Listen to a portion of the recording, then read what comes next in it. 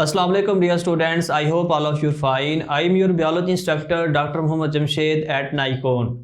Dear students, MDCAT biology series के अंदर chapter 2 biological molecules को हम डिस्कस कर रहे थे।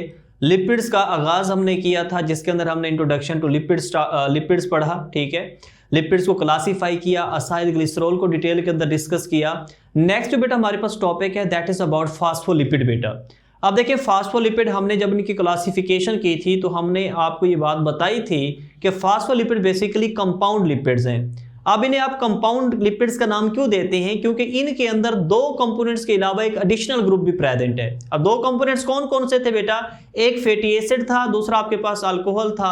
अब वो कहते हैं फैटी एसिड और अल्कोहल के अलावा अगर कोई एडिशनल ग्रुप प्रेजेंट हो तो ऐसे लिपिड्स को आप नाम देते थे कंपाउंड लिपिड्स का। तो अब मैं कह रहा हूं कि फास्फोलिपिड्स जो है बेटा आपके पास, ये आपके पास कंपाउंड लिपिड्स हैं। इसका मतलब फैटी एसिड्स भी प्रेजेंट होंगे, इसमें अल्कोहल भी प्रेजेंट होगा और कोई एडिशनल ग्रुप भी प्रेजेंट होगा। अब देखिए फास्फो से ये चीज शो हो रही है कि जो एडिशनल ग्रुप किसके अंदर प्रेजेंट है वो फास्फेट ग्रुप है। ठीक है, फास्फोरिक एसिड इसके अंदर मौजूद होता है। तो इसको हम देखते हैं बेटा कि इसके अंदर क्या क्या चीजें मौजूद हैं, और हम जो एमसीक्यूज बनते हैं बेटा जो आपके एमडीकैट पॉइंट ऑफ व्यू से इंपॉर्टेंट हैं उनको हम जरूर डिस्कस करेंगे इन डिटेल। तो देखते हैं बेटा। अब देखिए बेटा आपके पास जो फास्फोलिपिड्स हैं, तो आपने बेटा ये याद रखना है कि जो फास्फोलिपिड्स हैं ये बेसिकली डेरिवेटिव्स हैं। These are derivatives of phosphatidic acid. तो ये आपने बात याद रखनी है कि आपके पास फास्फोलिपिड्स डेरिवेटिव्स हैं किसके बेटा? फास्फेटिडिक एसिड के। अब देखिए हमारे पास फास्फेटिडिक एसिड क्या है? फास्फेटिडिक एसिड बेटा हमारे पास वो कंपाउंड है जो बेसिकली तीन कंपोनेंट से मिलकर बनता है। तो पहले तो आपने डेफिनेशन याद कर ली कि phospholipids are derivatives of phosphatidic acid. अब फास्फेटिडिक एसिड के स्ट्रक्चर को अगर हम एक्सप्लेन करते हैं तो आपने याद रखने बेटा कि एक तो इसके अंदर ग्लिसरॉल प्रेजेंट होता है। क्या मौजूद होगा बेटा? ग्लिसरॉल। ठीक है, ग्लिसरॉल का आपको पता है कि ट्राई हाइड्रोक्सिल अल्कोहल है। ठीक है, 3 कार्बन है, 3 हाइड्रोक्सिल ग्रुप इसके साथ अटैच हैं। तो पहला जो कंपोनेंट बेटा हमने डिस्कस किया जो कि फास्फेटिडिक एसिड को बना रहा है दैट इज ग्लिसरॉल। फिर बेटा ग्लिसरॉल के साथ अटैच होते हैं 2 फैटी एसिड्स। कितने फैटी एसिड्स होंगे? 2 फैटी एसिड्स। ये इसका दूसरा कंपोनेंट हो गया।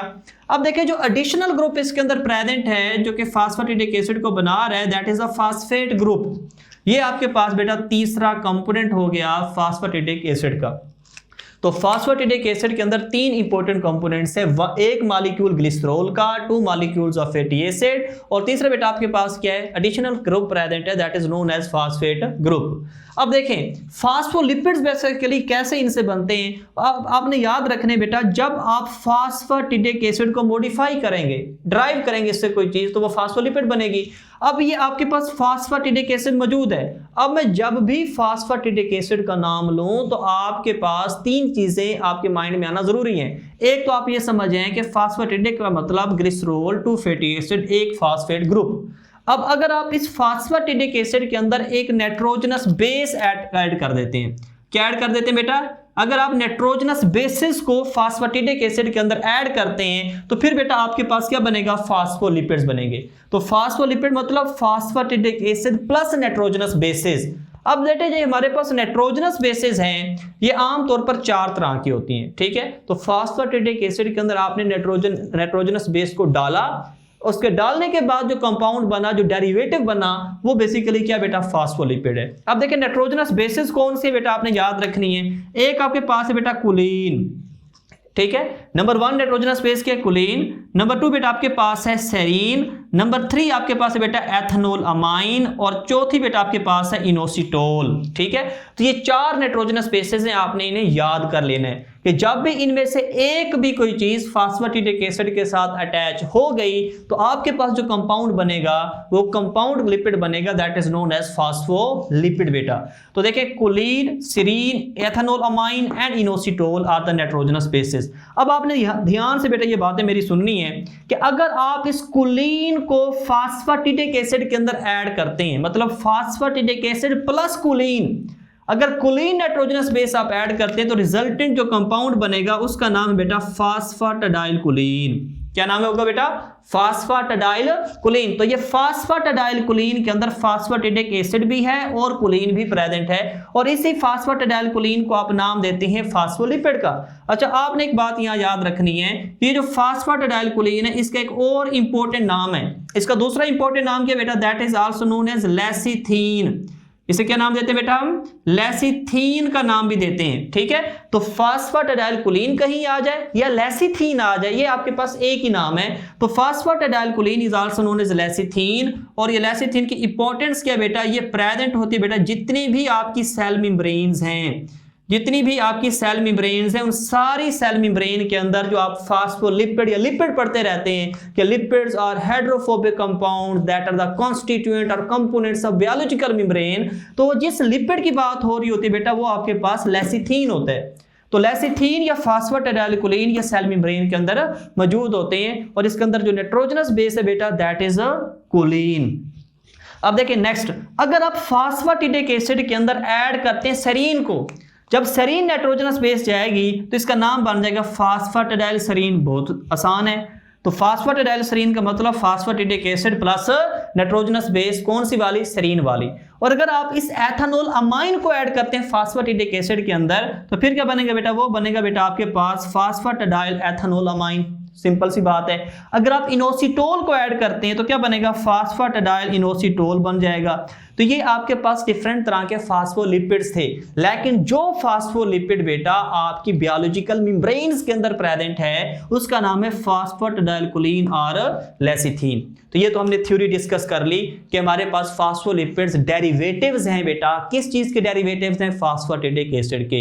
फिर हमने कहा कैसे फास्फोलिपिड बनेंगे? हमने कहा कि जी फास्फाटिडिक एसिड के अंदर आप कोई नाइट्रोजनस बेस डाल दें, या तो आप सेरीन डाल दें, एथेनॉल अमाइन डाल दें, ठीक है, इसी तरह इनोसिटोल डाल दें या कोलिन डाल दें तो फास्फोलिपिड बन जाएगा। फिर हमने कहा कि हमारी जो सेल की मेम्ब्रेन या ऑर्गेनेलिस की सेल मेम्ब्रेन है उनके अंदर कौन सा फास्फोलिपिड है? तो हमने पढ़ा कि उनके अंदर लेसिथीन है, जिसे आप फास्फाटाडाइल कोलिन का नाम देते हैं। अब देखिए नेक्स्ट हम इसको पूरा इसकी इक्वेशन को पढ़ते हैं, ठीक है, कि कैसे इनके दरमियान रिएक्शन होता है। तो देखिए ये आपके पास, ठीक है, ये आपके पास है जी कार्बन नंबर 1, ये आपके पास कार्बन नंबर 2, ये कार्बन नंबर 3। तो ये आपके पास कौन सा कंपाउंड है? ठीक है, ये तो आपके पास ग्लिसरॉल है जो आपने असाइल ग्लिसरॉल में पढ़ा था। तो देखिए इस ग्लिसरॉल का पहले हमने रिएक्शन करवाने 2 फैटी एसिड्स के साथ। तो जब इस ग्लिसरॉल का आप रिएक्शंस करवाएंगे तो आपने ध्यान से बेटा देखना है। अब आपको ये पता है कि अल्कोहल कौन सी चीज देती है, एसिड से क्या चीज आती है, ठीक है। तो हमने पढ़ा था असाइल ग्लिसरॉल में कि अल्कोहल से क्या चीज आएगी बेटा? Hydroxyl group. और एसिड से कौन सी चीज आएगी? हाइड्रोजन आएगा। तो देखें बेटा आपके पास यहां से रिमूव होगा हाइड्रोक्सिल ग्रुप और यहां से रिमूव होगा बेटा हाइड्रोजन, ठीक है। तो देखें अगर यहां से OH रिलीज होता है, ठीक है, और यहां से H रिलीज होता है तो ये तो एस्टर बॉन्ड बन जाएगा, आपको पहले पता है। तो देखें बेटा हमारे पास तो ये वाला जो बॉन्ड है ये कौन सा बॉन्ड है बेटा? This is known as ester bond. और क्या चीज रिलीज होगी बेटा? यहां से रिलीज होगी बेटा वाटर मॉलिक्यूल। समझ आ गई बेटा इस बात की? बहुत आसान है। तो आपने ग्लिसरॉल को एक फैटी एसिड के साथ रिएक्ट करवाया तो क्या बन गया बेटा? मोनोअसाइल ग्लिसरॉल। और इसी तरह अगर मोनोअसाइल ग्लिसरॉल में जो 2 फरी हाइड्रोक्सिल ग्रुप्स हैं इनको हमने मजीद रिएक्ट करवाना है, लेकिन हम चूंकि फास्फाटिडिक एसिड बनाने जा रहे हैं तो बेटा एक कार्बन नंबर 2 के साथ दूसरा फैटी एसिड रिएक्ट करेगा। तो यहां से क्या जाएगा? हाइड्रोक्सिल ग्रुप, और यहां से क्या जाएगा बेटा? H जाएगा। तो देखिए जब यहां से OH निकला, ठीक है, और एसिड से फैटी एसिड से बेटा क्या निकला? H निकला। तो इनके दरमियान बेटा क्या बन गया? ये एस्टर बॉन्ड बन गया। कौन सा बॉन्ड बन गया बेटा जी? Ester bond. और यहां से क्या रिलीज होगा? यहां से बेटा रिलीज होगा वाटर मॉलिक्यूल। क्लियर है बेटा यहां तक?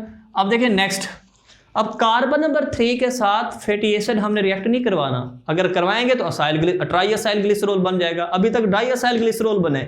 अब हमने इस डाई असाइल ग्लिसरॉल के कार्बन नंबर 3 के साथ रिएक्शन करवाना है फास्फेट ग्रुप का, क्योंकि हम ये बात पढ़ चुके हैं बेटा कि फास्फाटिडिक एसिड के अंदर एक ग्लिसरॉल है दो फैटी एसिड्स हैं और तीसरी कौन सी चीज है बेटा, फास्फोरिक एसिड, फास्फेट ग्रुप। तो पहले हम फास्फेटिडिक एसिड बनाएंगे, फिर हम एक फास्फोलिपिड बनाएंगे। तो देखिए बेटा ये हमारे पास H3, ठीक है, PO4 आपने पढ़ा होगा, ठीक है, ये फार्मूला किसका जी, फास्फोरिक एसिड का। अब इसका रिएक्शन करवाते हैं कार्बन नंबर 3 के साथ, तो सिंपल सी बात है, ये एसिड है, ये अल्कोहल है, वही चीज होगी जो फैटी एसिड के साथ होती थी। तो यहां से क्या जाएगा, हाइड्रोक्सल ग्रुप, और यहां से क्या जाएगा, H जाएगा। तो देखिए जहां से जब आपने हाइड्रोक्सल ग्रुप को रिमूव कर दिया और यहां से आपने रिमूव किया किस चीज को बेटा, हाइड्रोजन को, तो बेटा वाटर मॉलिक्यूल रिलीज हो जाएगा और कौन सा बॉन्ड बनेगा जी, एस्टर बॉन्ड बन जाएगा। कौन सा बॉन्ड, तो यहां से बेटा हमारे पास वाटर मॉलिक्यूल क्या हो गया बेटा, रिलीज हो गया। तो अब यहां तक आप लोगों ने फास्फेटिडिक एसिड बना लिया। क्यों, कैसे बना लिया, सिंपल सी बात है, ये एक ग्लिसरॉल था, दो फैटी एसिड थे और एक फास्फोरिक एसिड, और यही तीन कंपोनेंट मिलकर फास्फेटिडिक एसिड को बना रहे होते हैं। अब नेक्स्ट हमने अगर इस फास्फेटिडिक एसिड के अंदर कोई नाइट्रोजनस बेस डाल दी, जैसे ही कोई नाइट्रोजनस बेस डालेंगे तो क्या बन जाएगा बेटा, फास्फोलिपिड बन जाएगा। अब हम जो बनाने जा रहे हैं वो लेसिथीन है। कौन सा कंपाउंड है, लेसिथीन बनाने जा रहे हैं। तो नाइट्रोजनस बेस कौन सी होनी चाहिए, कोलीन होनी चाहिए। तो देखिए ये मैंने कोलीन का फार्मूला लिखा है, ठीक है, ये नाइट्रोजन है, इसके साथ तीन हमारे पास CH3 अटैच हैं, और ये चौथा बॉन्ड बना रहा है किसके साथ बेटा, CH2 के साथ, तो इसलिए N पर पॉजिटिव आया है, ठीक है, और साथ इसमें देखें CH2OH। तो ये आपके पास क्या बन गया, कोलीन। तो कोलीन का फार्मूला आपने देख लेने। अब MDCAT में फार्मूले तो पूछेंगे नहीं, ठीक है, सिंपल सी बातें जो पूछती हैं वो हमने डिस्कस करनी है। तो अब देखें हमारे पास ये एसिड, ठीक है, अब ये कोलीन रिएक्ट करेगा बेटा किसके साथ, फास्फेट के साथ। किसके साथ रिएक्ट करेगा, फास्फेट के साथ। तो देखिए कोलीन से क्या चीज रिमूव होगी, कोलीन से रिमूव होगा बेटा हमारे पास OH। क्या रिमूव होगा बेटा, OH। और एसिड से क्या रिमूव होगा, हाइड्रोजन रिमूव होगा। तो देखिए जब यहां से OH रिमूव होगा, ठीक है, और यहां से बेटा H रिमूव होने लगा है, तो अब देखिए इनके दरमियान जो बॉन्ड बनेगा वो बॉन्ड कौन सा होगा बेटा, वो एस्टर बॉन्ड होगा, ठीक है। तो अब देखिए ये जो हमारे पास फास्फेटिडिक एसिड का रिएक्शन हुआ है किसके साथ बेटा, कोलीन के साथ। तो अब बेटा ये जो कंपाउंड बने, इस कंपाउंड का बेटा क्या नाम होगा, this is known as lecithin. This is known as lecithin. तो लेसिथीन हमने बना लिए बेटा। अब देखिए ये जो हमारे पास लेसिथीन है ये आपकी बायोलॉजिकल मेम्ब्रेन्स के अंदर मौजूद होता है। कहां मौजूद होता है बेटा, बायोलॉजिकल मेम्ब्रेन्स के अंदर प्रेजेंट होता है। तो अब हम इसको थोड़ा स्ट्रक्चरली देखते हैं। देखिए एक तो बेटा हमारे पास इसका हेड होता है, एक बेटा हमारे पास फास्फोलिपिड का हेड होगा, और एक इसकी क्या होगी बेटा, टेल होगी। तो एक हेड है और दो इसकी क्या बेटा, टेल्स हैं। अब देखिए आपने बेटा एक याद रखनी है कि जो इसका हेड होता है वो होता है बेटा हाइड्रोफिलिक। हाइड्रोफिलिक किसे कहते हैं बेटा, हाइड्रोफिलिक बेटा उसे कहते हैं जो आपके पास क्या हो बेटा, पोलर हो। क्या हो बेटा, पोलर। तो बेटा हमारे पास हेड हाइड्रोफिलिक है, पोलर है, और साथ इसके अंदर फास्फेट ग्रुप प्रेजेंट है। क्या मौजूद है बेटा, फास्फेट ग्रुप है। तो हेड हमारे पास पोलर है, हाइड्रोफिलिक है, और इसके अंदर फास्फेट ग्रुप प्रेजेंट है। देखें यहां बेटा आपके पास होगा ग्लिसरॉल। क्या मौजूद होगा बेटा, ग्लिसरॉल। यहां आपके पास बेटा होगी फास्फेट, ठीक है, और यहां आपके पास होगी कोलीन। तो चूंकि यहां हेड के अंदर फास्फेट है तो फास्फेट पर चार्ज कौन सा होता है, H3PO4 नेगेटिव। तो जब चार्ज प्रेजेंट है तो ये क्या होगा बेटा, आपके पास पोलर होगा। क्या होगा बेटा, पोलर। अब अगर बात करें टेल्स की, तो टेल बेटा आपके पास है हाइड्रोफोबिक। हाइड्रोफोबिक का मतलब ये नॉन पोलर है। अब क्यों नॉन पोलर है, क्योंकि इसके अंदर बेटा फैटी एसिड्स मौजूद हैं। क्या मौजूद हैं, फैटी एसिड। तो टेल के अंदर बेटा क्या मौजूद होते हैं, फैटी एसिड्स प्रेजेंट होते हैं। अच्छा ये आपको एक किंक नजर आ रहा है, टेढ़ा सा ये चीज नजर आ रही है जिसे आप किंक भी कहते हैं। ये किंक किस वजह से आपने याद रखना है, ये किंक बेटा है कार्बन कार्बन डबल बॉन्ड की वजह से। तो ये जो टेढ़ापन शो किया जाता है इसलिए किया जाता है क्योंकि यहाँ डबल बॉन्ड प्रेजेंट होता है। क्लियर होगी बेटा ये बात। तो ये बेटा हमारे पास it is all about phospholipids. I hope को आपको अच्छी तरीके से समझ आया होगा। जब हम इसका टेस्ट लेकर आएंगे, उसकी डिस्कशन करेंगे, तो ये मजीद क्लियर होगा। ठीक है बेटा, नेक्स्ट लेक्चर तक बेटा अल्लाह हाफिज। तो नेक्स्ट बेटा हमारे पास है वैक्सेस और टर्पेनॉइड्स हमारे पास रहते हैं। ठीक है, वैक्सेस आपके पास अगर हम डिस्कस करें तो ये सिंपल लिपिड्स हैं। अगर मैंने सिंपल लिपिड्स कह रहा हूं तो मतलब इसके अंदर दो कंपोनेंट्स होंगे, एक फैटी एसिड और अल्कोहल। लेकिन बेटा हमारे पास इसमें जो अल्कोहल होती है वैक्सेस के अंदर वो अदर देन ग्लिसरॉल होती है। आपने ये बात याद रखनी है, ग्लिसरॉल वैक्सेस के अंदर मौजूद नहीं होती। तो वैक्सेस बेटा देखें हमारे पास प्रोटेक्टिव कोटिंग बनाती हैं। ठीक है, किस पर बेटा, फ्रूट्स पर, लीव्स पर या दूसरे जो ऑर्गन्स हैं। लीव्स की जो हमारे पास क्यूटिन होती है, ठीक है, क्यूटिकल के ऊपर जो क्यूटिन होगी वो बेसिकली वैक्स है जो कि वाटर के ट्रांसपेरेशन के प्रोसेस को रिड्यूस कर रही है, वाटर के लॉस को रोक रही है। इसी तरह बेटा हमारे पास जो इंसेक्ट्स होते हैं, आर्थ्रोपोड्स होते होते हैं, ठीक है, वो भी बेटा सेक्रीट करते हैं वैक्स को, ठीक है। ये हमने पहले भी बात पढ़ी थी कि वैक्स बेसिकली प्रोटेक्टिव कोटिंग बना रहे हैं on the exoskeleton of arthropods या इंसेक्ट्स। अब देखिए अगर हम केमिकली वैक्सेस को डिफाइन करें तो ये मिक्सचर है, वैक्सेस क्या बेसिकली बेटा मिक्सचर है। किन चीजों का बेटा ये मिक्सचर है? These are mixture of long chain alkanes, alkanes इसके अंदर मौजूद हैं। अब इसके में आपने एक बात याद रखनी है कि अल्केन के अंदर जो कार्बन चेन होगी या कार्बन की तादाद होगी भी ऑड होगी। Fatty acids contain even number of carbon atoms, लेकिन वैक्स के अंदर जो लॉन्ग चेन अल्केन्स है वहां ऑड कार्बन नंबर होंगे और उनकी तादाद कितनी होगी बेटा? कहां से कहां तक हो सकते हैं? C25 से लेकर ठीक है 35, 25 से 35 तक और number of carbon atoms present होंगे और साथ ही बेटा इसके अंदर अल्कोहल प्रेजेंट होगी, कीटोन्स प्रेजेंट होंगे, ठीक है, और क्या मौजूद होंगे? एस्टर्स। तो बेटा वैक्स बेसिकली मिक्सचर है लॉन्ग चेन अल्केन्स का, अल्कोहल्स का, ठीक है, कीटोन्स एंड एस्टर्स। ये इसकी केमिकल डेफिनेशन हो गई। अब देखिए बेटा हमारे पास हम वैक्स को 2 टाइप्स के अंदर डिवाइड करते हैं। एक आपके पास नेचुरल वैक्सेस हैं और दूसरी बेटा आपके पास सिंथेटिक वैक्सेस हैं। अगर आप नेचुरल वैक्स को, ठीक है, केमिकली डिफाइन करेंगे तो आप कहेंगे कि इसके अंदर 2 चीजें होंगी। एक तो इसमें बेटा हमारे पास लॉन्ग चेन फैटी एसिड्स होंगे और प्लस इसके अंदर बेटा हमारे पास होंगी अल्कोहल्स। तो natural waxes basically long chain है किसकी? फैटी एसिड एंड अल्कोहल्स की। और अगर हम सिंथेटिक वैक्सेस की बात करें तो ये बेसिकली ड्राइव्ड किए जाते हैं बेटा फ्रॉम पेट्रोलियम एंड पॉलीइथाइलीन बेटा। तो synthetic waxes are basically drive from the petroleum and polyethylene compound से बेटा जो वैक्स ड्राइव होगी उससे आप नाम देंगे सिंथेटिक। एग्जांपल देखें तो बीज वैक्स, ठीक है, जो हमारे पास शहद की मक्खियां होती है उनकी जो वैक्स होती है, ठीक है, वो नेचुरल वैक्स है। क्यूटेन मैंने बताया था कि क्यूटिकल के ऊपर प्रेजेंट होती है, लीव्स वगैरह के अंदर, फ्रूट्स के ऊपर। और नेक्स्ट मैंने लिखा है लैनोलिन, ठीक है। लैनोलिन बेसिकली किसे कहते हैं? शीप वूल को। किसे कहते हैं? भेड़ की जो ऊन होती है उसे लैनोलिन कहते हैं। ये भी नेचुरल वैक्स है। अब इन सब का काम क्या है? हमने पहले भी डिस्कस किया है। देखिए ये वाटर प्रूफ मटेरियल है।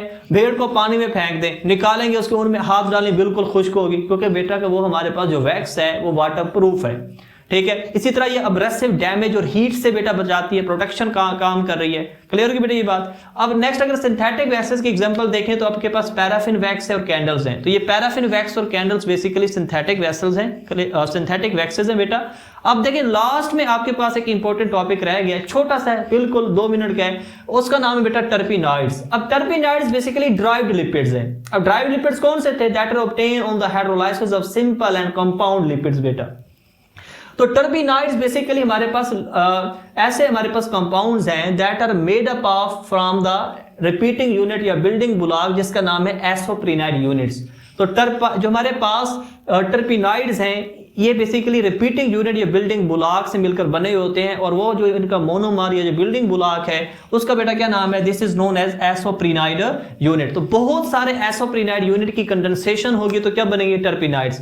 अब ये जो एसोप्रिनाइड यूनिट्स हैं ये डिफरेंट वे के अंदर एक दूसरे के साथ कंडेंस होंगे। तो जब ये डिफरेंट वे में इनकी कंडेंसेशन होगी, ठीक है, तो क्या क्या चीजें प्रोड्यूस करेंगे, ठीक है, हर मतलब अब देखें एसोप्रिनाइड यूनिट्स आपस में मिल रहे हैं, ठीक है, जब इनके हमारे पास हर दफा अगर ये रबड़ बना रहे हैं तो इनकी डिफरेंट कंडेंसेशन होगी, अगर ये कैरोटिनॉइड्स बना रहे हैं तो इनकी डिफरेंट कंडेंसेशन होगी। तो बेटा जब हमारे पास एसोप्रिनाइड यूनिट्स की डिफरेंट वे में कंडेंसेशन होती है तो आप प्रोड्यूस कर सकते हैं रबड़, कैरोटिनॉइड्स, स्टीरॉइड्स एंड टर्पीन्स। तो ये सारे वो कंपाउंड्स हैं that are made from the condensation of isoprenoid units. Clear होगी बेटा। कोलेस्ट्रॉल, स्टीरोल भी इसी के अंदर आ जाता है, ठीक है। डिफरेंट तरह के जो आपके हार्मोन्स हैं, ठीक है, एस्ट्रोजन, प्रोजेस्टेरोन, ये भी इसी कैटेगरी के अंदर बेटा आते हैं। तो जो बेटा हमारे पास लिपिड्स का टॉपिक था एमडीकेट बायोलॉजी का वो अल्हम्दुलिल्लाह कंप्लीट हो चुका है। नेक्स्ट लेक्चर में बेटा हम प्रोटीन्स को डिस्कस करेंगे। तब तक अल्लाह हाफिज।